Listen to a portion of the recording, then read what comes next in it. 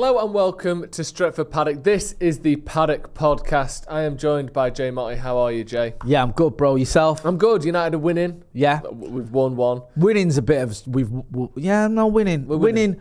Is that the right terminology? When you've won one, you are winning. I think so. Continuous. Yeah. Well, as it stands, the last thing we did was win, so we are winning. We are winning. All right, nice. But there's a lot of things that I want to get into. I think this whole situation around VAR, around the sort of narrative around certain things to do with Manchester United, and I don't necessarily know if people do it on purpose. I don't know. I think some people do.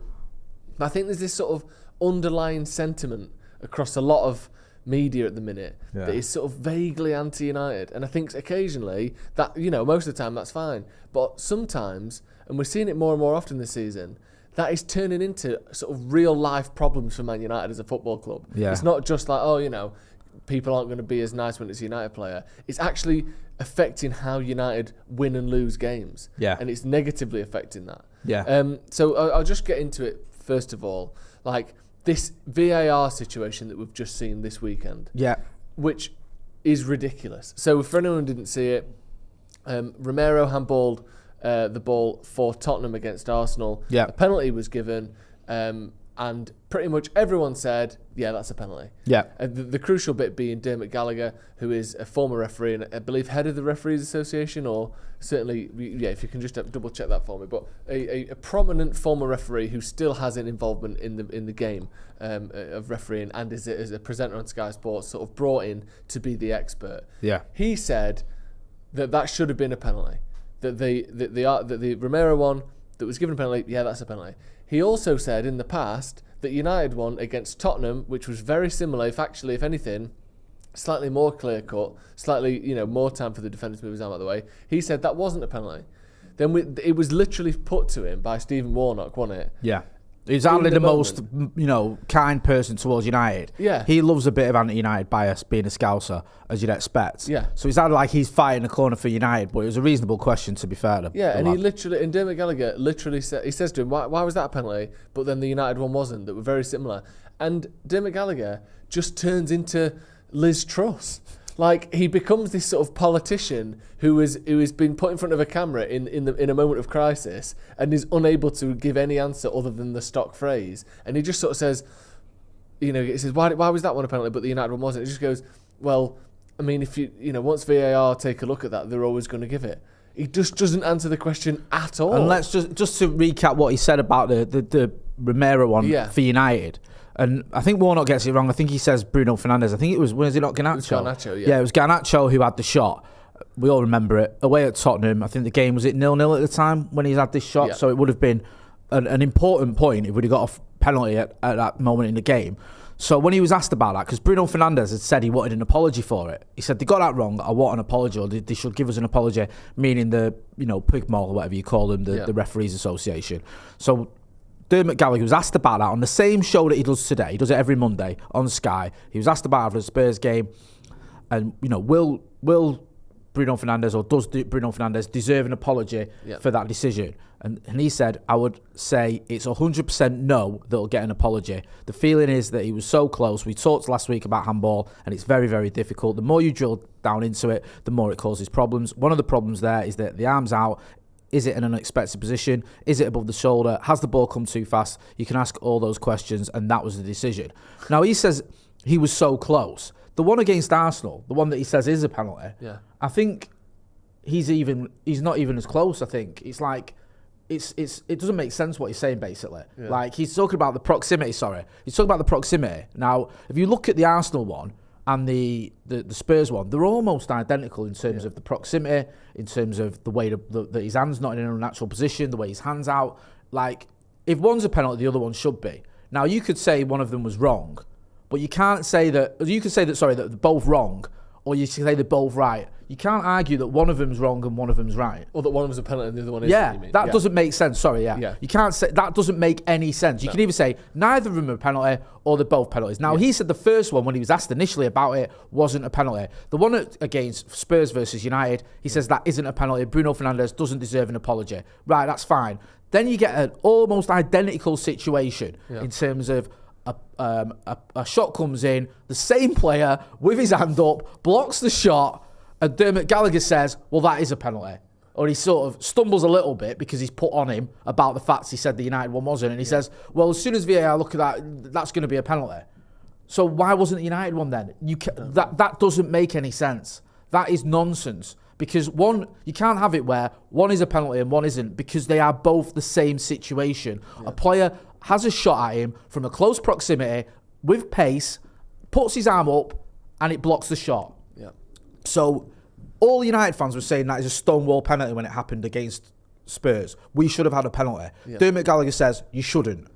Fast forward a few weeks, Arsenal play Spurs, the same situation. Yeah. Arsenal get a penalty, and he says that is a penalty. And in the meantime, that makes no sense. We've had a penalty given against us last week against Bayern Munich for a situation that was as little a penalty as either of those two, if not less. He was even closer to him, and his hand was like next to his body. I know that there's this whole thing about in the Champions League it's different, but the rules aren't different, so it shouldn't really be any different. Yeah. But these are both in the same competition, and one is given, the other one isn't. And I just think that I don't really understand what's driving it, because I don't think genuinely Dermot Gallagher hates Manchester United, and if he does, I think he would.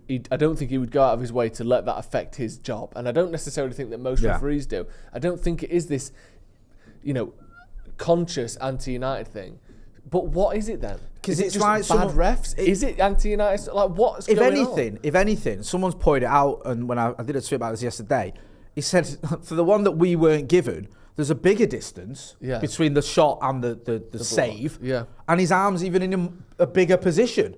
It's further away from his body, if that makes sense, than the one against Arsenal. So if you were to look at either and go, well, maybe that one's a bit more stonewall, you'd think the United one was. Yeah. Was more because so he was so close in the Arsenal game that it's almost like, well, it's that close. Well, United one, he's got a little bit of distance. So I think that if anything, even though I think they both either are not or are. I think they both are. Yeah, I think they both are. Yeah. Then at least the United one you can say, okay, at least the Arsenal one, right, the United one, sorry, there's a little bit of distance there. Whereas the Arsenal one, there isn't. So it doesn't make any sense what he's saying. It doesn't. It's just like, as a referee, and as this refereeing expert, he's just being biased. Yeah. He's just coming on, and I don't know why he is, because he doesn't need to be. My only thinking, right, and I don't want to do his thinking for him, because why would I, is rather than admit he's got it wrong on the United one, he just tries to sort of stutter his way out of it. Rather than go, do you know what, looking back in it now, probably got that one wrong. Yeah. Maybe looking back, the United one should have been a penalty, and this one is a penalty, like I've already said. Fair enough. But because he's already said this is a penalty, he's sort of stuck. Yeah. So he either admits he's wrong or he does what he does, which isn't say anything. He just sort of repeats what he's already said as he ignores the question. He just says, well, if VAR look at it, then that is a penalty. I'm not surprised they gave it as a penalty, which wasn't the question. The question was, why didn't United get a penalty? And I know some people, and I'll get to comments in a minute, might go, well, this is what annoys me about these arguments. People say, well, we should have won anyway, or it wouldn't have made a difference. Of course it makes a difference. Yeah, of course. Especially in those big games. You're 0-0 away from home at a top team, and Postecoglou's got Spurs playing well. That makes a difference if you take the lead there. There's a good chance a penalty, 7 out of 10 penalties usually go in. There's a good chance you take the lead there. That affects the game. Of course it does. So the idea that it doesn't matter is nonsense. The idea of, well, these things even themselves out is a nonsense. And also, even if you want to roll it back a bit further, this idea of, okay, well, we got away with one at Wolves, that's irrelevant. What happened at Wolves shouldn't mean that you don't get a penalty at Spurs. Yeah. That isn't how it's not like working referees should work. No. Where it's like, well, I worked an extra hour there, so I'll come in an hour later here. It's not like, well, you didn't get a penalty there when you didn't give one away there when you should have done. So we won't give you one next time. Yeah. What, two wrongs don't make a right. No, this is refereeing. It's not like justice or vigilantism. This is like meant to be factual law following in refereeing. It's so frustrating, especially when United's season may or may not hinge on decisions like this. Like by the end of the season, let's say we're fighting for top 4. I can't see it being much more than that at this stage. Let's say United are fighting for top 4 and we miss out on it by 2 points.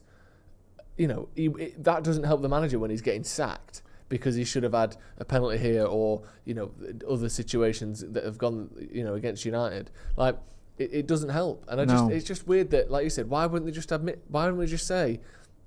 At worst, you could say these are both the sort of decision that depending on the character of the referee, depending on, because we're so fine on the law, these can go either way. But he doesn't even say that. No. He's confident that one is a penalty and confident that the other isn't. He's not even giving himself that leeway of going, well, I think that's right on the line, and one ref might give it and another ref might not, and that's just how it went. I would accept that. Yeah. But he's not even saying that. I think he feels like it's just like he's been got. It's like a gotcha question, and he's gone, I've got nowhere to go here. Because he starts trying to answer it, and then he can almost see like he stops himself because he thinks this is completely going to contradict what I said. I can't get this out. And I can't say that. So he just sort of tries to state some facts that are irrelevant to the question, ignoring the question in essence. And it's bad form when you've got Stephen Warnock of all people sort of asking the reasonable, sensible question. Questioning him, is it? Exactly, asking the reasonable question, and the best thing you can do is just ignore it. Yeah. And I think it just highlights the sort of bias that goes on against United. And I know people go, oh, the Wolves game and United have had all this luck, and people want to go back to Fergie days. Fergie had the refs in his pocket and all this other drivel, but it's hampering us. And it's like when Ten Hag comes out after the game, and he did it against Arsenal. He complained after the Arsenal game about the fact that Højlund should have had a penalty and about the offside. He said the offside, or whatever, or people were highlighting the fact that the offside is... I still can't tell whether that's offside, if I'm being brutally honest, and I've looked at it about 100 times. But these decisions matter, and he calls it out.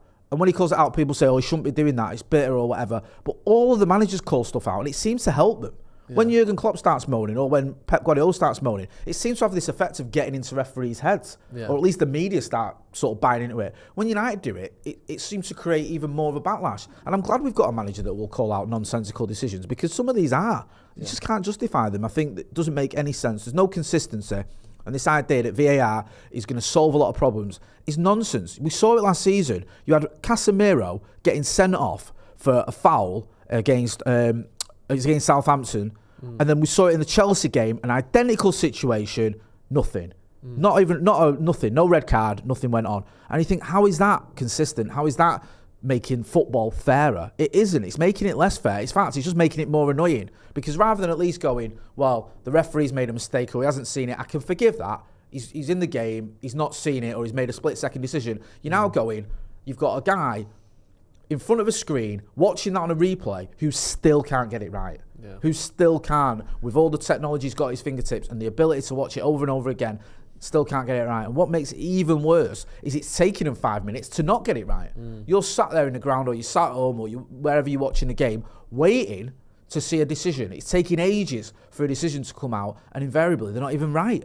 It makes a nonsense of it. I think just on the Klopp thing, I think we've got the data on the penalty thing, because obviously I remember a couple of years ago when United were getting a lot of penalties, Bruno Fernandes and all that sort of started being his nickname, and United were getting a lot of penalties, and then all of a sudden I think it was Klopp was complaining about it. Do we have that available? Yeah. Okay, we'll just get that up in a sec. But Klopp complained about it and said United are getting too many penalties. Yeah. And after that, we barely got any. Yeah. And I know that obviously we're not necessarily guaranteed to just keep getting loads all the time. But I think the stat was something like 1 in 6 months after Klopp complained. So it does make a difference. And like I said, these narratives do start being sort of almost adhered to and profligated, if that's the right word, by referees and by the media. And all of a sudden, people, 1 in 8 months we got after Klopp complained about us getting too many penalties. Yeah. 1 penalty in 8 months. And it just becomes a thing that I remember Ashley Young got a reputation for diving, didn't he? Yeah. And then all of a sudden he would get booked for diving sometimes, even when it was a foul. There was the one against Spurs at Old Trafford, I think it was. Yeah. Where he was wiped out. Yeah. And it was the referee, Howard Webb, who had this reputation for giving United loads of decisions, didn't give a penalty, and it was the most stonewall penalty. It was a 2-footed lunge in the box, wiped him out, as clear as the day is long, it's a penalty, and Howard Webb didn't give it, and you think people are buying into it. There was another one where it was that kid that used to play for Liverpool, is it Wisdom? Yeah. He was on a booking, and he's committed a second yellow card offence when we were on a break, and he's wiped the kid out. It's a yellow card, his second yellow, and again, Howard Webb didn't give it, because it's like it gets in the head, this idea that, I've got this reputation, or they've got a reputation, United are always getting penalties, or Ashley Young's always diving, or I'm always giving favourable decisions to Manchester United, so I've got to react in a certain way. And I understand that you're human or whatever, but you've got to be unbiased. That's part of your job as a referee. Your job as a referee is to apply the letter of the law. Not to think, oh, well, he's not that type of player, or he's got this reputation. It's Is that a foul? Is that a yellow card? Is that a red card? Is that a penalty? It's that simple. That's what you're meant to be doing, and that's why you should be at the elite level of refereeing. At the Premier League now, all the referees in the Premier League should be elite level referees. The Premier League has got more money involved in it than any other league in the world. More than La Liga, more than the Bundesliga, more than Serie A. There's more money being spent in the Premier League than any other league in history. We have got teams that are 15th that have spent £1 billion or whatever. It's ridiculous the amount of money that is going into the Premier League. And yet the man who's arguably the most important person on the pitch that can make those decisions, half the time doesn't seem to know what he's doing. And when he's asking for help, when he's going, right, VAR or it's being looked at, the person who's got replays and screens and technology at the fingertips also doesn't seem to know what they're doing. And it's just wrecking the game. It's not making it better in any way. There's no point since VAR has come in have I gone, VAR has improved football. No. It's improved my enjoyment as a fan of football. And yes, we have had decisions where you go, VAR has helped us, or the fact they've gone to VAR. The famous one of Paris, obviously, with Diogo Dalot's shot. VAR doesn't get involved. That probably doesn't get given as a penalty. But how many years ago was that? And that's probably the only one that springs to mind. And also, that doesn't justify us not getting blatant decisions we should. The fact that we did actually get a penalty that was a penalty. It just seems to be spoiling something that didn't need spoiling, obviously, because why would it? I think we need to play the game a bit more. I think this whole not complaining and not doing this, that and the other. I think it's good from a sort of moral perspective and from a sort of stoic perspective. But when you actually look at, like you said, the referees are humans. The referees, multiple referees now, Mike Dean's done it, Mark Clattenburg's done it, have admitted to making decisions based on their emotions and their feelings rather than what they believe to be correct. They've both done that in interviews, and I don't need to go through the quotes again because we've all heard them. But former referees have both admitted, two of the top referees as well. Mark Clattenburg, I think, was it refereed a World Cup final or Champions League final, or was certainly at big tournaments. He has. I think he's done a Champions League final and he got a tattoo of it. Yeah, exactly. And Mike Dean was probably the most famous ref in Premier League history. These two have both admitted to essentially doing their job incorrectly on purpose because of the pressure they felt from the outside or to help their friend. So we have to, I reckon United need to sort of piggyback on that. Put more pressure on them. Come out and say things about, like Klopp did, United are getting too many penalties. Say, here's how many penalties we've got.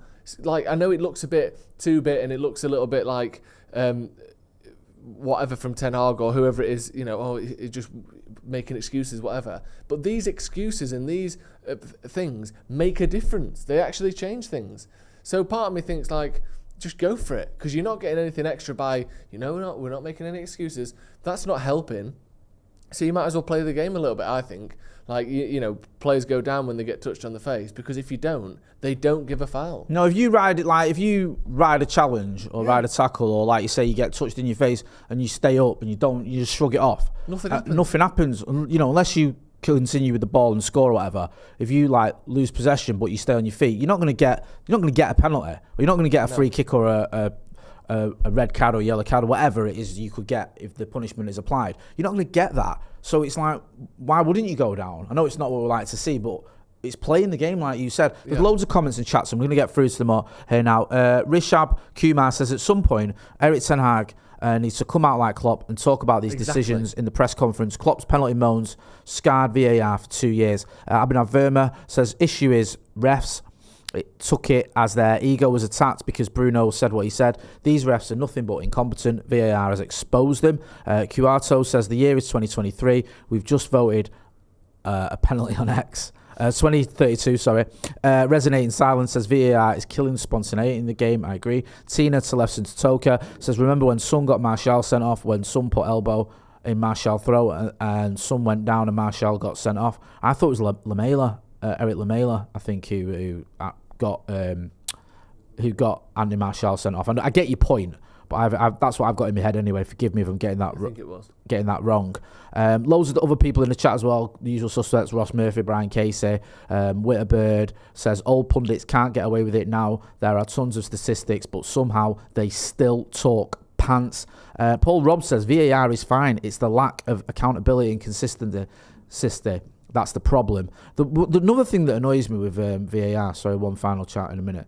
Harry Krishnan says Anthony Gordon handball for the first goal against Brentford, blatant handball. Do you remember that one I think it was at Goodison where Rashford it just grazed his hand and it wasn't given. There's no consistency. Another problem you've got is I think some referees aren't making decisions because they're going to let VAR deal with it. And then the sort of the catch-22 is VAR is saying, the referee's not made a decision and he can see that, so we don't need to get involved. Yeah. I remember there was a situation, I think it was Newcastle versus Wolves last season, where Nick Pope wipes out Raul Jimenez. It's a red card and a penalty, I think, all day long. It's right in front of the referee. Like, I don't understand how he's not give it, but he hasn't. So then you think, okay, VAR will give it. And VAR didn't. And you think the only reason I can think is because VAR's thought, well, he's seen that, it's right in front of him, and he's made his decision, so we don't need to get involved. It's that thing about the error being clear and obvious, or being able to overturn a decision requires more evidence than agreeing with a decision. Yeah. But because the referees, like you said, firstly, because you might as well let VAR deal with it because they've got a better view of it than you have. Even if you're right there, seeing it in slow-mo, seeing it 50 times is better than seeing it once at full speed. That's one reason. But the other reason is I think the refs are scared because the last thing a referee wants is to stop the game and stop a goal from happening when they shouldn't have done. Because that's when you really get slagged off. When, we blew offside. Yeah, it wasn't offside. It was marginal, but you got it wrong. So they let it play. And that same thing. I don't want to give a red card and then look stupid when they overturn it. It's a lot better for me to overturn not giving it than it is for me to overturn giving it. Do you know what I mean? Yeah, it makes me look less. I can just say I didn't see it or whatever. So a lot of times they don't give it because they don't want that extra pressure of having to be overturned or for giving something, stopping the game and getting it wrong. And then, like you said, you end up in this situation where VAR doesn't overturn it either because it thinks it's then calling the referee wrong when really they're just failing to make decisions because they know VAR's got their back. Yeah, no, this is it. You nailed it, and it's frustrating because the thing about all of this, right, is as a football fan, you genuinely, right, you just want to go and watch a game and say, okay, we lost today because we didn't deserve it, or we didn't turn up, or their keeper had a worldie or whatever, or we didn't take our chances, or we won today because we did take our chances, we played well, all the rest of it. What you don't want to be going is, we lost today because of VAR, we lost today because of referees, we lost today because of this, or we won today because, I know you don't care as much when you win, but it's just spoiling it as a competition as well. As a spectacle and as a fan, watching it, and it doesn't matter whether you're at home or you're in the game or whatever, if you're stood there or you're sat there and you're waiting to see whether a goal is given, and then it's not given or it is given, it spoils it for you because it's like you don't want to celebrate. I mean, you did it last season. Last season, United scored and you thought it wasn't a goal because you thought you'd seen offside. You was waiting for the VAR, so you didn't celebrate as much, and it was a goal. But I did it against Chelsea when we beat them 4-0 and VAR just come in. Marcus Rashford, I think it was. There's a ball over the top and he went through and scored, and I celebrated, but not like I would have done because I think that was our third goal, which more or less meant we'd won. But I was thinking, VAR is going to get involved in a minute because I was sort of getting used to this idea that every goal gets stopped. Yeah. And it's the same now. It's like you don't want to enjoy the game as much or celebrate goals as much because you're waiting for that VAR moment, for that thing. And especially like, if you're like me, my eyesight's not the best. And if you're at the game or even you watch it on telly, you don't always notice everything. I thought Johnny Evans' goal was a goal. I didn't see the Rasmus Højlund offside. I didn't see any of that. I thought that Garnacho's goal was a goal. I did. Because it looked like he was onside to me. It looked like, looking at it straight away, he's onside. He's timed his run perfectly. And we're really saying, he didn't because from one angle, he's a millimetre offside. That shouldn't be what VAR is about. That shouldn't be what it's brought in to decide. Yeah, that's where we're at. We're at someone in a box in Bletchley Park or wherever they are, taking 5 minutes, watching replay after replay after replay to make a decision, and then sending the referee to the screen to look at it. And what annoys me about that as well is sometimes we do these things back to front where you can have a VAR decision where the referee's gone and looked at it and you're slowing it down and it looks different. It looks differently. Do you remember that screenshot that people took of Marcel Sabitzer when it looked like he stamps on the Leicester player? Yeah. And when you watched it in real time, he doesn't. He pulls out. He literally goes like that and pulls out. But if you stop it there, it can look like a stamp. Yeah. But it isn't. And that's what people do, screenshotting it and going, he got away with that one there. Those are the sorts of, I know that wasn't a VAR decision, but what we're doing is we're slowing things down and it makes it look worse. Play it in normal time. Let it play and go, that's what you saw there. That's how it was. Yeah. And then make a decision. Rather than this, let's slow it down. Let's look at all different angles. And then let's take time in the VAR control room or wherever, then send the referee to look at it whilst the fans and all that kick off and scream. It's a nonsense. It's just not helping the game at all. I'd even go a step further than that, to be honest.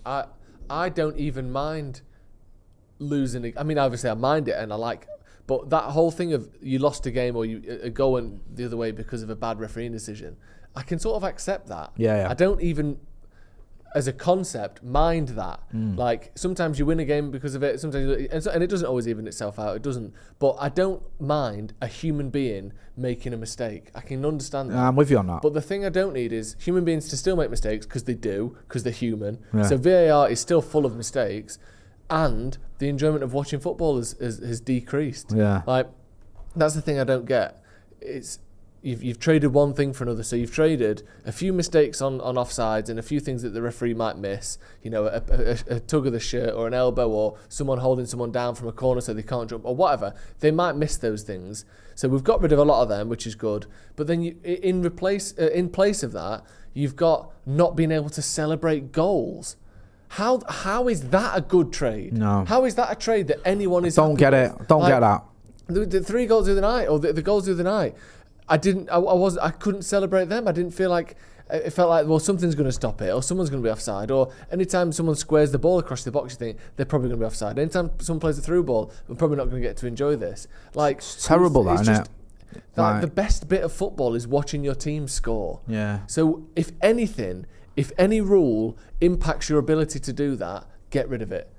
You're too young to remember this, but I'm not being patronising there, you are. In 99, one of the best moments of my life was when Teddy Sheringham scored that equaliser, right? He scored that equaliser, and I genuinely went that berserk that when Ollie scored the winner, I was still celebrating the first one, and I was out my head and all the rest of it, and I remember thinking, yeah, did Ollie score? Because I didn't realise that was the winner, and then it dawned on me it was, and we all went berserk again. It was just one of the best feelings I've ever had in my life, not just as a football fan, but just in general, watching my team sort of, when you think they're done, get that equaliser, and then obviously the winner. If we had VAR now, for starters, you wouldn't celebrate Teddy's goal. You'd be waiting to find out whether he's offside. Then they'd probably take 10 minutes to decide whether he's offside or not, by which time Bayern Munich players have probably got their act together and thought, hang on a minute, you could be in a bit of trouble there. They're all over to the manager. Yeah. They're having a drink and they're getting an instruction. They're calming down. Right, let's just see the game out. Let's get to extra time here, because we don't want to concede another one and lose this tie, which a minute ago looked like we just won.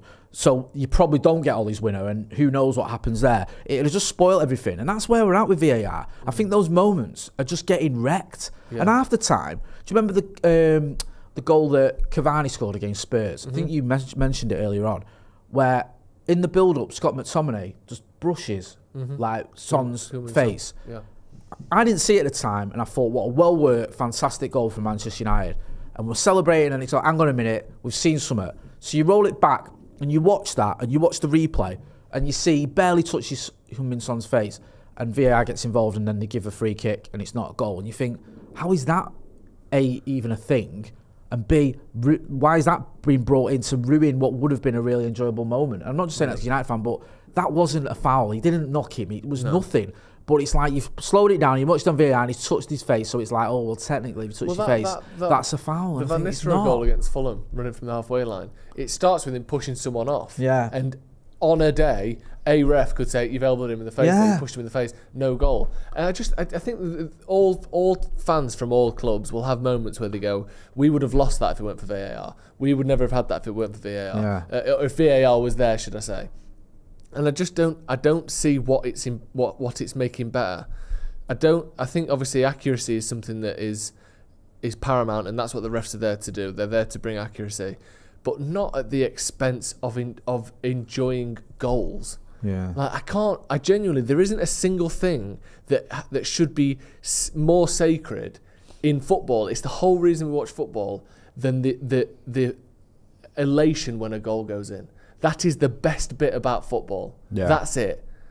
And anything that gets in the way of that, or hinders that, or softens that, or dulls that at all, should be really, really thought about and considered before they bring it in. And to me, it should never be brought in. No. Something that stops you enjoying goals as much. Well, what's the point then? Do you know what? What Right? is the You point? nailed it, because all my favourite moments as a United fan have been last-minute goals, right? And I swear to God, if VAR was around at the time, I honestly think some of them might have even been chalked off. Eric Cantona's winner against the Scousers in the 1996 FA Cup Someone final. be in front of the rest. Yeah, in front of the keeper, there'll be something in that melee in the box where someone's gone like that on a Liverpool defender, or something where they'd have found something, because you just know. Well, it might be offside, stood in front of the keeper. Sweaty players in a box. Summit would have gone on where you go, actually, if you slow this down and look at this, maybe there's something there. Steve Bruce's 2 late goals against Sheffield Wednesday, again, loads of people in the box, 2 headers. There would have been something, someone offside, or an infringement, or just something they would have found. It's the same thing, because you just know that at those times where I was going berserk, it was so great,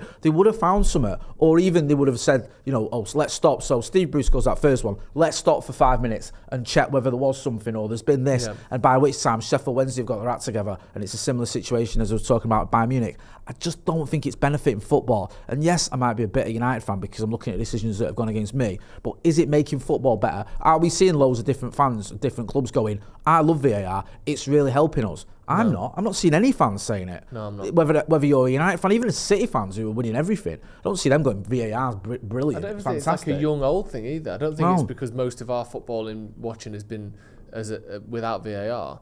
What I see on Twitter, younger audience, it still seems the same. I don't think it. And the other thing is, like, VAR has only existed for 4 years, 5 years, whatever it is. Yeah. So this is the first iteration of this. This, by definition, and just by the way technology works, is the shittest. This will be the shittest ever version of VAR. Do you know what I mean? It's only going to get better. Yeah. So what we are seeing now is the worst version of it.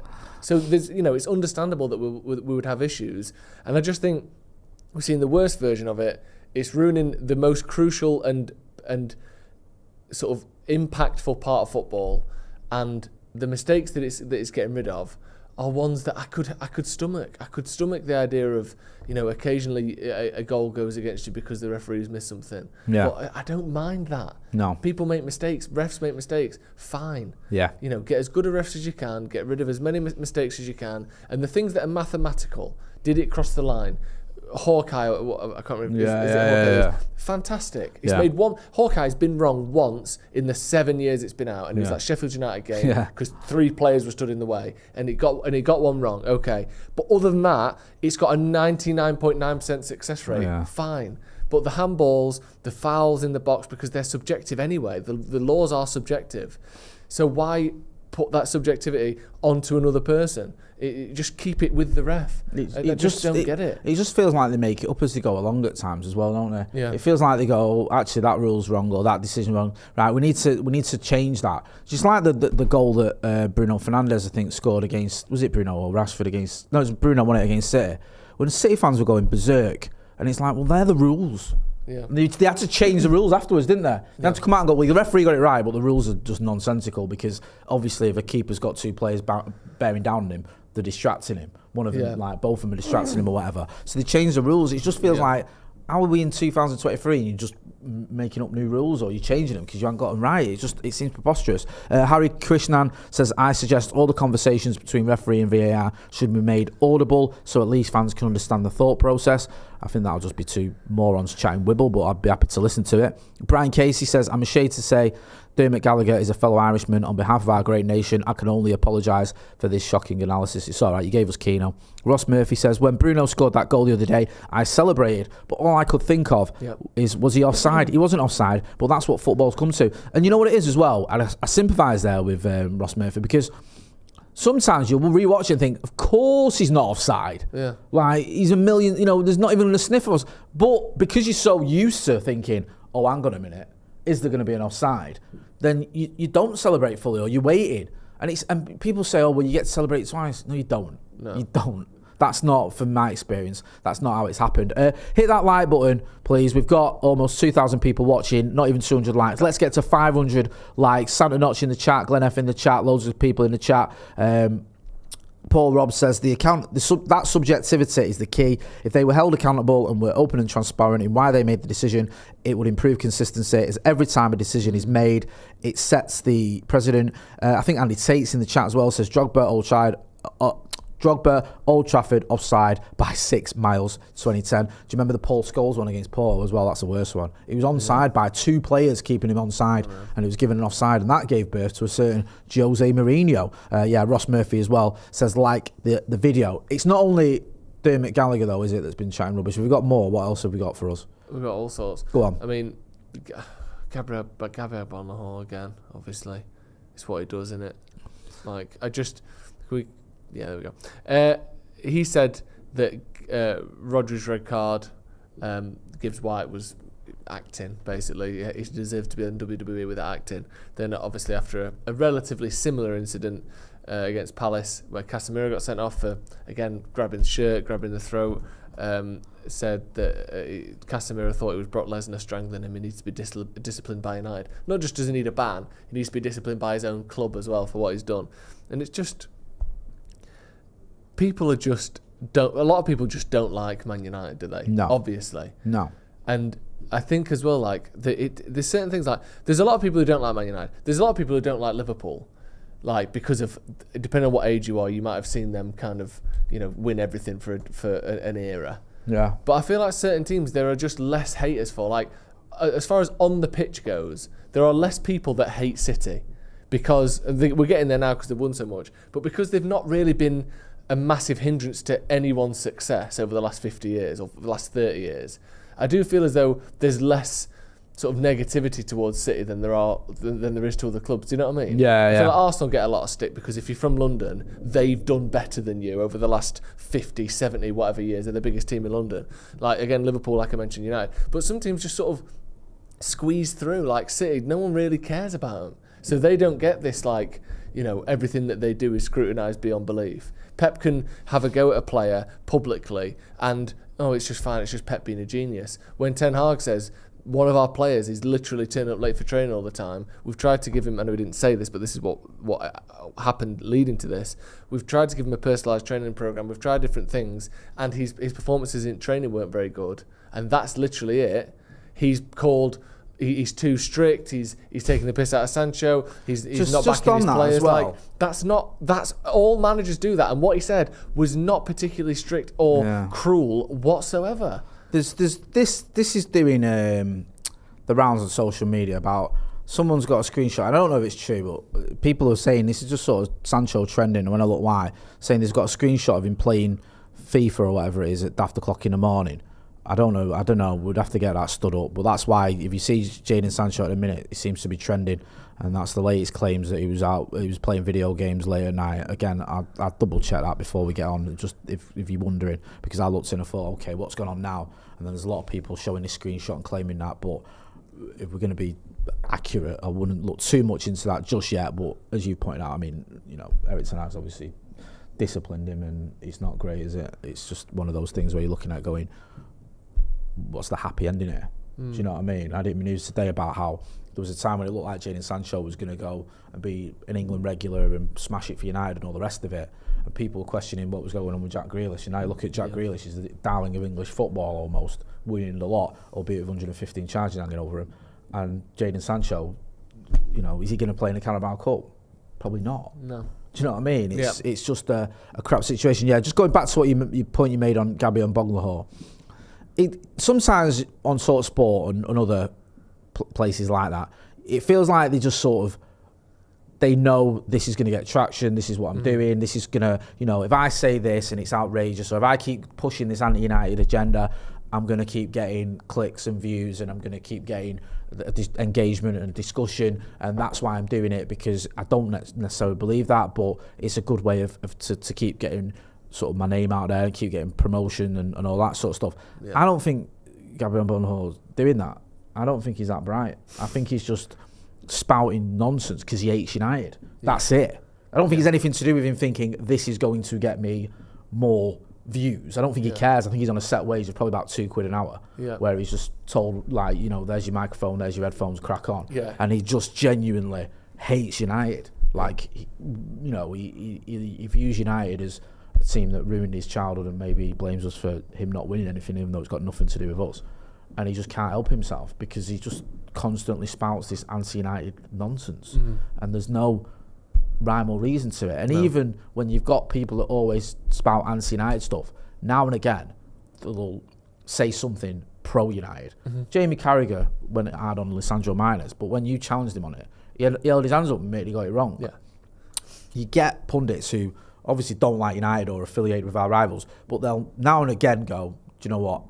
That was good by United, or he's a good player, or that decision went against United, or whatever. But I think about Agbonlahor, he just proper hates us. He just continues to carry on with his agenda, and it's just a bit daft. Danny says, we need Ten Hag or players to do a Fergie and call press to stop lying, report the truth, what I say, not what I want to mean. Ban biased poor outlets. I think if you banned biased outlets, you'd have no one left in the press room at Carrington. Go on, what else have you got for me, brother? Yeah, so another one that's just worth mentioning. Again, it's not... After 2 games that we lost at the start of last season, Ten Hag was sat down by Jamie Carragher and Gary Neville, and that interview was sort of deemed and dubbed as this kind of, what's going wrong? Why, you've got to turn it around. Make sure you turn it around. Why are you failing at Manchester United? Wasn't it? Yeah. And they both referenced that interview a few times since about they saw him and actually they thought he came off quite well in that interview. But we went in there to see what was going on and to give him some grief for the start that they'd had, and yet people like Pochettino at Chelsea being given a much softer ride. Even Steven Gerrard at Villa, who's sort of disastrous after about the 4th game or so, was given a much softer ride, and they admitted it was because, he's my mate, he's our mate. Yeah. And I just think these are the things, like, people say, oh, why are you giving them airtime? Why are you talking about Agbonlahor? Why are you talking about these decisions? Why are you making excuses? Because these things make a difference. Yeah. It's not just, it's what they say on social media. It's not just, a media article. These narratives, as we've established with the Klopp thing, with the penalties, as we've established with other things, the referees, that when they don't want to make their mate look bad, they won't give a decision. Or when they feel the pressure because they've already made a bad decision in the first half, they'll make another one to make up for it. We've established it is human nature that you go with your emotions. Yeah. And if you can change the narrative and the emotions of the people that can actually make a difference, that can benefit United. Yeah. And letting these sorts of things go unchecked, of United just making excuses, United don't deserve a penalty, that actually makes it so that we're less likely to get another one. So sometimes you have to just say, actually, hang on a sec, you're talking shit and here's why. Yeah. Because otherwise it can lead to managers getting sacked. Narratives change around a manager or a player. United have admitted to using fan sentiment graphs to make decisions. They go on social media, they conduct sort of, not covert, but, not obvious analysis of what people think about a certain player, a certain manager, a certain decision, and they will make decisions based on that. So it is worth standing up and saying something, because these things affect real football. Do you know what? It's real, so it's worth saying. No, you're right. And the way that Ten Hag got treated, and, I thought was a bit stupid. That interview with Carragher and Neville, and then the sad thing for me as well is Gary Neville, who's a United legend and former United captain, obviously a big United fan, was at the club for 15 years or whatever it was, won, I think, is it the 4th most amount of Premier League titles as anyone, or the 3rd most, or whatever it is. Yeah. I think sometimes he goes the other way too much. And I like Gary Neville. I think I like him as a player, and I generally like him as a pundit, but there's certain things that go on with him that do my head in. Someone pointed it out here, Dylan N. It says, it's like when Neville talked crap about Bruno after Liverpool, and everyone, some United fans included, have used that as gospel to hate Bruno. Well, he said Bruno wanted to come off. And he obviously didn't. No. And it's provable he didn't. Yeah. And Bruno said he didn't. And say he didn't. Yeah. Well, Gary Neville's, unless I've missed it, forgive me, I've never apologised for that. And for starting that narrative against him. And that is a narrative. And it is. Micah Richards was peddling that narrative again the other day about how he's not captain material, he's not professional enough. And like, that's what I'm saying. That comes from pundits saying things in the heat of the moment without the full knowledge of what's going on or whatever.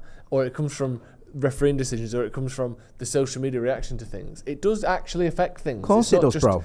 What happens on the pitch is completely separate to what happens on social media and in the press. They're massively linked, and the players see this stuff as well. So that perception of things. Do you think if social media and the media didn't exist, Harry Maguire would have played as bad as he had for the last 6 months? No. Because I know he's not a great player, but he is noticeably declined. His number of mistakes has gone up massively. Even post tactical changes because his confidence is in the floor. It's same with David De Gea. It's sad, and I'd like to see, I know get pelts. I'd like to see Harry Maguire playing at Old Trafford. I'd like to see him start a game, and I'd like to see the crowd get behind him. Yeah. Because as long as he represents Manchester United Football Club, which he does, I'll support him. And that doesn't mean I won't criticise bad performances, because I will always say the truth and my opinion about a player's performance. If I don't think they're playing well enough, then I'll say that. But while they're turning out for the club and getting, turning out for the team, I'll get behind him. Mm-hmm. And that sounds contradictory. What I mean is, when I'm at the game or whatever, you cheer him, you applaud him, you don't boo him, or you don't give him grief. That's just not what I do anyway. So I like to see Harry Maguire play for United again, and hopefully perform as well as he has done in the past, because everyone says, he's always been rubbish. He hasn't. He's had some good games, and at the minute we're struggling. And I think, for example, Crystal Palace tomorrow, he could do a job against them. Will it happen? I don't know, but something needs to change. Harry Christian says, Carragher talking crap about Ramsdale, how a professional player can talk like that is beyond me. Joe, going to wrap it up there because we've got a couple of interviews coming up. Give us your Wally of the week. I mean, I guess you're going to go Dermot Gallagher, are you? No, I'm not. Well, I will then. Okay. I mean, obviously, just realising he'd made a mistake, and instead of owning it, laughing it off, saying, I suppose actually if one's a penalty, then the other one should be. I've made a mistake there. Just completely avoiding the question and making himself look a bit of an idiot. I just think it's typical of what we see as the general public, of the sort of slight arrogance that you get from the refereeing community. It's got this air of we're in charge and we answer to nobody. You don't get to hear what we say. You don't get to come in our little cupboard at half time. Like all of this stuff that we would like more of. Actually, we don't change our mind. We don't dob each other in. Yeah. You don't get to hear our workings, and we'll see you next week. And I just think we need a bit more to see the real side of referees and to admit that they've made a mistake a little bit more often, and to just be a bit more human, because at the moment they've got this slight sort of air of smugness around them that I'm sure they're not like in real life. Yeah. That's just how they are, how they put themselves into the public eye, and I just think it makes them less likeable. I don't think there's any need for it. No, I agree. I think you're right. Hit that like button, people. Over 2,100 people watching. We're not even hit 400 likes yet. Watching, just smash a like, as the kids say. I don't like to get political, and I was gonna say Suella Braverman for idiotic tweets about an ongoing case in the Chris Cabba shooting, but I'm not gonna. Do you know who I think is a wallet every week? Almost every day he's trending for the wrong reasons. Yeah. Richard Madeley. Oh yeah. He's always like, I still go on the bin file at his ex, formerly known as Twitter, and every time I see a clip of that guy, I think, how are you on the telly? What are you on? Like, it's like he's levered. Do you know what I mean? He just chats utter nonsense. It is weird, isn't like, it?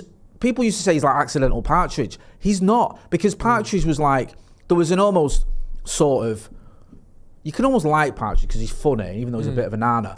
With Madeley, he's just like a proper muppet who you don't like, who says the wrong thing, who's patronising, who's just moronic in his opinions, and he's a proper closet Tory as well. He's not a closet, just a Tory, and then tries to act like he's objective. Yeah. He's just a horrible, horrible person, and I can't stand him. Anyway, enough of me sitting on the fence. Big thank you to everyone who got involved in the chat and the comments. Thanks, Brian Casey, saying there, yeah, smash a like. Now, you're going to be back later on, aren't you? Yeah. With Adam McCullough. Yes, Premier League Piss Take coming out tonight. Yes. 7 p.m. Firing shots at who? Everyone. Arsenal drop points. Yeah. Spurs drop points. Pathetic. Chelsea drop points. Pathetic. They're all getting it. Yep. Technically Newcastle drew with Sheffield United, if you look at the way we've angled it. So, they drop points as well in a way. Some say 8-0, we say 0-0. So, I love that. I'm looking forward to seeing that one. So make sure you are subscribing to the channel so you don't miss out. He'll be back with Premier League P-Take later on today. We'll be back as well tomorrow. We've got all the usual stuff. I think you've got McCullough in the news in the morning. Then we've got the game to me and you on the watch along tomorrow night. So make sure you check that out as well. That's been Joe Smith. I'm Jay Moyer. This has been the Paddock Podcast. Thanks for watching.